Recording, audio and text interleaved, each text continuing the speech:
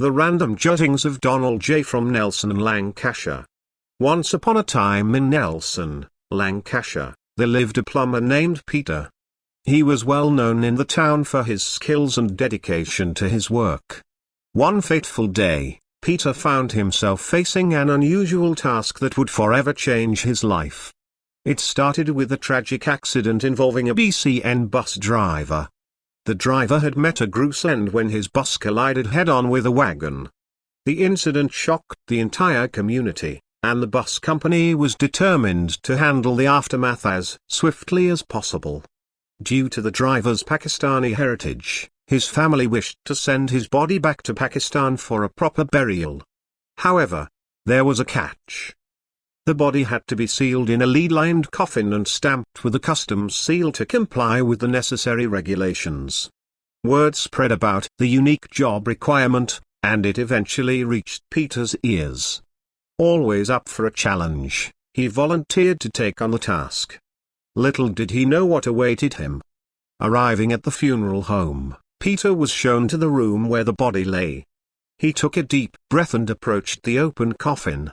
The sight before him was both eerie and unsettling, a headless body peacefully resting, waiting for its final journey. Peter began his work, meticulously sealing the coffin with lead. The room was filled with an air of solemnity as he focused on the task at hand. But suddenly, as if driven by an otherworldly force, the headless body sat up in the coffin. The plumber's heart skipped a beat as he turned around, only to witness the unimaginable. The headless corpse appeared to rise from its resting place, defying the laws of nature. Overwhelmed by shock and fear, Peter's legs gave way, and he fainted right then and there. In the midst of his unconsciousness, a most unfortunate accident occurred.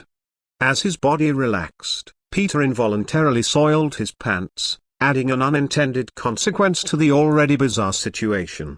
Time passed, and eventually, Peter regained consciousness. He found himself lying on the floor, surrounded by concerned onlookers. The realization of what had transpired flooded back, and he felt both embarrassed and relieved to be conscious once again. News of the plumber's fainting spell and the subsequent mishap quickly spread through the town. It became a subject of gossip and laughter among the locals, who retold the story with exaggeration and humor.